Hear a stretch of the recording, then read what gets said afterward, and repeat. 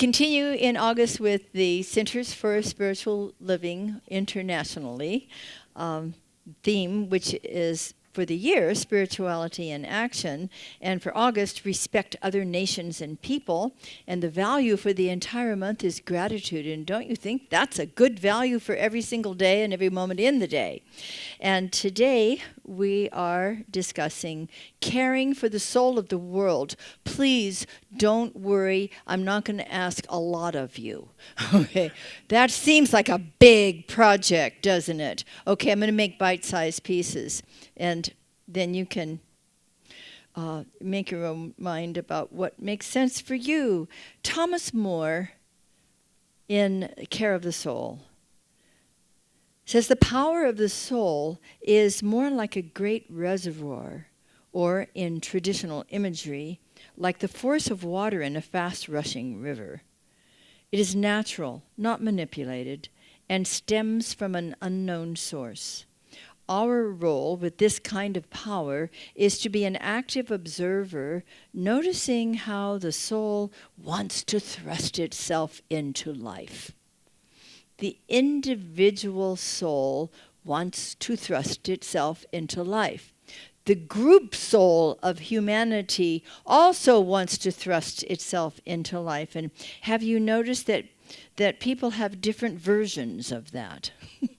And our teaching instructs that we find that which is in harmony, that which is authentic living, that which is truthful, that which is loving and compassionate, that which is helpful, not harmful, and thrust those ideas and that energy into life. You see, as our individual souls develop, and they're always developing, by the way, there's nothing wrong with your soul. Your soul is always complete, whole and perfect, never mutilated, stapled, or folded in any way. And so each of our souls is wonderful. We have things that get wrapped around them sometimes. We come in as pure spirit. And then we learn things that aren't necessarily true, and sometimes become a bit diminished because of false beliefs, erroneous patterns of ideas and feelings and thoughts that we may have accepted that never did belong to us. But the soul, the center of our being, is always whole, complete, and perfect. That's true of the group soul as well. So it's not that we have to fix the soul of the world. But I think that as we enhance our own individual spiritual practices and our own beautiful spiritual evolution, and our souls become freer and happier to thrust into life those beautiful ideas that we wish to see grow, that the glorious group soul of humanity is enhanced as well. So the soul doesn't need healing. It's our eternal divine reality. We came in with it. We leave with it. It's not something that can be diminished in any way, but it can be freed to give the beautiful gifts that we came here to give to ourselves and to others. Remember Dag Hammarskjöld, beautiful Secretary General of the United Nations. He said, our work for peace must begin within the private world of each one of us. We aim to be those global citizens who have first examined our own characters. And boy, have we got characters. And we each have a character that needs to be examined. And the work that we do here to effect this coming together of our hearts and minds, the reality of our authentic self coming forward, is much like we did Friday night at our sacred healing service, where we're doing our individual work. And we're doing our individual work in such a way that we feel the support of our spiritual community while we're doing our very personal, deep work and uncovering some of those patterns that have wrapped around our souls that never did belong to us. We want to be free of them so that we can express the joyous being that we are. Yes? Thank you. I thought you were tracking, and you are. It's through this joyous gratitude for the work at hand and our ability to do it because of the power within that's greater than we are, that lifts us and allows us to do everything we came here to do, to give all the gifts we came to give, and to receive all the gifts we came to receive. It's reciprocal, you see. And it's the gratitude, the joyous gratitude that we dream, that we're able to dream a new dream for the world. For we are conscious, creative beings, and we are the ones, some of the ones, like don't get too concerned, you're not the only ones. We are some of the ones who are consciously, creatively making a difference in our own lives and in the world itself. Co-creation is what we're talking about. Realizing that we don't create anything by our own hands. We get some great ideas, but let's not believe that it's Payson or it's Barbara, him or herself, who came up with this idea. It all comes from the great creative, intelligent activity of the universe to which we all have access. And when we realize that we are beautiful instruments through which this creative intelligence expresses and makes a difference in our lives and in the world, then we recognize that we are those instruments through which these great ideas are coming. So let's let them come. Let's invite them. Let's let our souls be free to give the gifts and to receive the gifts that we came here to do, to be, to experience. We know that when we're working together with conscious, caring people, that there is an increase in an opening to the power that's available to us.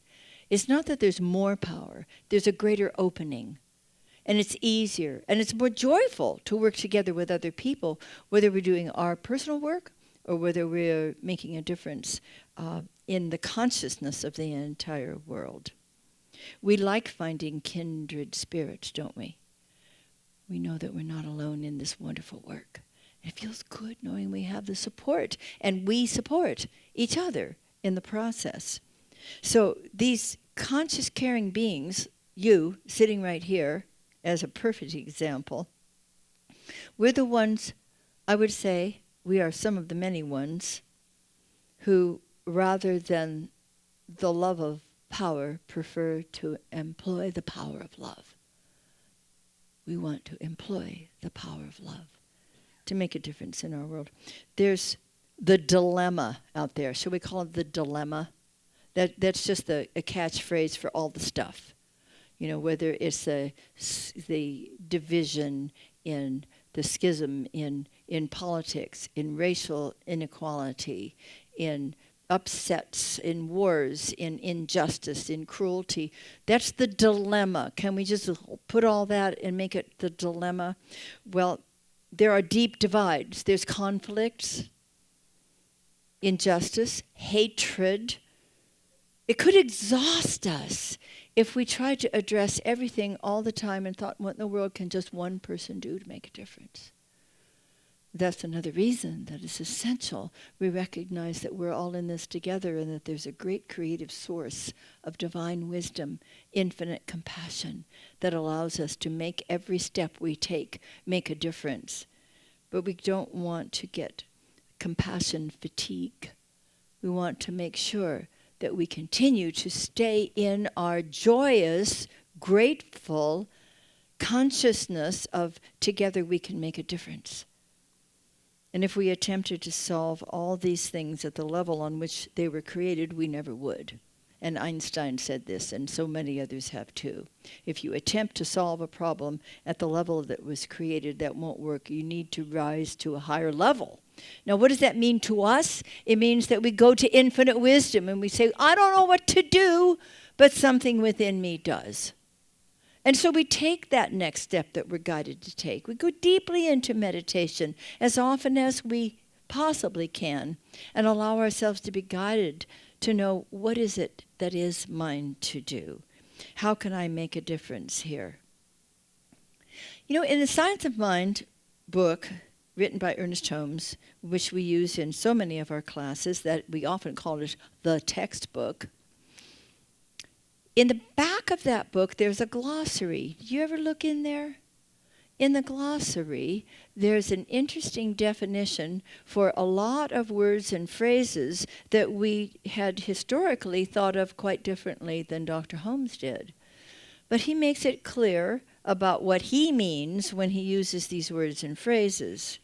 And accumulated consciousness, it's the sum total of all that one has ever said, thought, done, or seen, consciously or unconsciously. So it's within the subjective level of human mind, humankind's mind, that these patterns of anger and fear exist.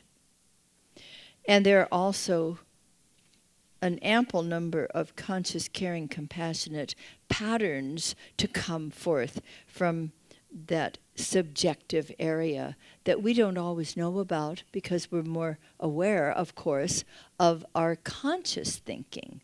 We're less aware of the subconscious patterns that run us much of the time.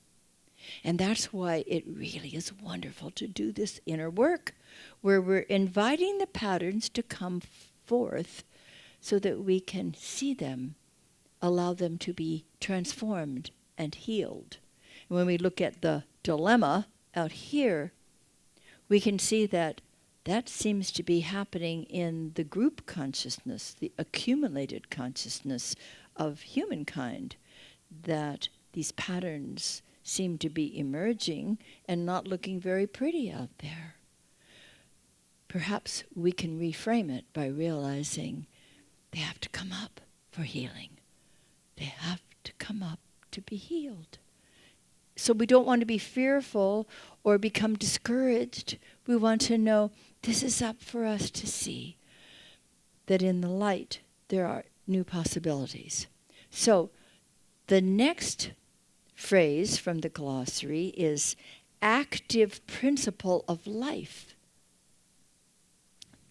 described by Ernest Holmes as the self-conscious spirit, the self-existent intelligence in the universe, which reveals itself in all its creation. In all its creation, there is a self-existent intelligence. There is a creative activity and possibility. It's inherent in life itself, in our lives and in the greater life as well. So we can be pushed around by these subjective patterns and start believing in them, or we can return to the source, which is a creative, intelligent activity running through everything, including you and me, and align ourselves with that creative, intelligent activity, the active principle of life. And as we learn that, it's okay, it's important, in fact, to acknowledge the metote, as Ruiz, Don Miguel Ruiz calls it in the Four Agreements, all that stuff that happens out there. It starts inside, happens on the outside. But as we acknowledge it, the injustice, the divisions, the animosity, the terrible behaviors, then we dive deeply into the originating spirit of life, of love, of truth, of true power. You see, we're walking in two worlds all the time. The absolute, where all is complete, harmonious, loving, divine, perfect. And the relative. You've got some relatives too, right? No, the relative, where the dilemma is happening and things don't always look so pretty. Our job is to bring more of the absolute into the relative. Our job, as I see it, is to notice what's going on and to stop right there and put on what a brilliant student of mine once called God goggles. Look through the eyes of the divine, for God sees nothing but perfection.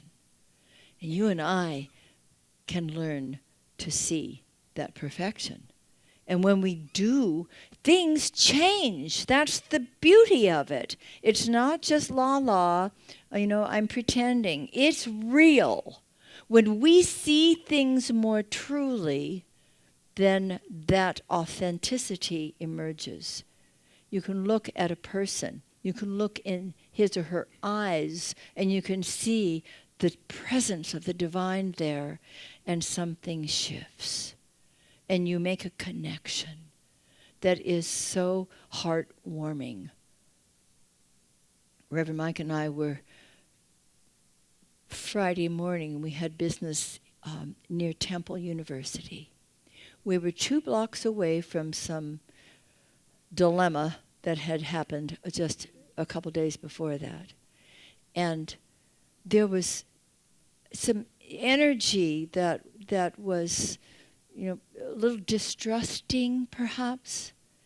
And we found that the more we simply connected eye to eye, heart to heart with people, that there was a sense of relief and a realization that this is what's real, opening hearts to one another. And we can change an environment in a heartbeat by putting on our God goggles and realize that there's something so beautiful wherever we are. We can elicit that truth and that beauty to come forward. So the world's soul does not need to be saved. What a relief, huh? It's only that we need to invite it to come forth in its beauty, that we want to give it permission to announce itself. Because there's so much creative intelligence, so much divine love, compassion, and wisdom everywhere. Let's invite it to come forward. That's how I feel we can care for the soul of the world. And bringing divine ideas fresh from spirit brings healing. It ends division. It brings forth the unity that underlies everything, everywhere, all the time, and then God wins again. We want to be part of that winning team, and we are. I had never heard of this woman before, but I already love her. Her name is Dr. Colleen McDougall, and she is a therapist and an educator who wrote a book called Restoring Our World Soul, Creating a World That Works for Everyone. Does that sound familiar? It does, doesn't it? Well, she left both of her professions as therapist and educator after being called to walk out into the world. And so she has created institutes. She's made a great difference in different countries in helping people rise up in consciousness and become the more that they were created to be. She has connected with people all over the world of many different classes, ethnicities, faith traditions, histories, and values. She is one of the people, as we are, walking and working toward a new dream for our world. This is essential. We have the people like our beloved Barbara Marx Hubbard, who always was dreaming a new vision for the world. And we can do that too. But don't you think we need to start with ourselves? I know I do. We don't need to leave our homes or our occupations to do our part. I want to continue feeling gratitude and feeling courage and passion, not only gratitude for such people who are making a difference very notably in the world, but for each step that we can take to make a difference as well. I want to feel gratitude, and I do, for the power of love and wisdom that flow through each of us. And I love feeling guided to what each of us can do step by step. But we do need to begin with ourselves. And I think it's important that we don't get so concerned and so into the matote that we forget to live a joyous life. We need to be the people who are shining a light in our own lives, in our own families, in our own workplaces and neighborhoods. Then we can make a difference in the world. But I want to continue to uplift each other so that we can say, today is a brand new day. I refuse to live my life by any past experience. I was born to be happy, to be abundant, supplied with every good thing, to have fun in living, and to consciously allow the divine power within me and with the divine power around me to make a difference in my life and in the world. I boldly claim my birthright. Today is the best day ever. Don't you think we need to focus and continue upon the joy that is ours to experience and to share, so that we can share that joy with others and lift a heart here and there and continue to look through our God goggles and to make a difference in our own lives and to be joyous and happy, even in the midst of sadness, even in the midst of tragedy. We can still experience joy. Why can we still experience joy? I'll give you a clue. The 7 main attributes of God are life, love, light, peace, power, beauty, and joy. If joy is an attribute of God, and joy dwells within each one of us, it's only natural that we feel joy as we're doing our good work. Don't have to save any souls, not even our own. We just get to be the wonderful beings that we are and truly desire to make a positive difference in our world. And we do. So will you say with me, I adore the presence of the divine within all. I am lifted to glorious possibilities for myself, for others, and for our world. And so, my beloveds, beginneth our lesson.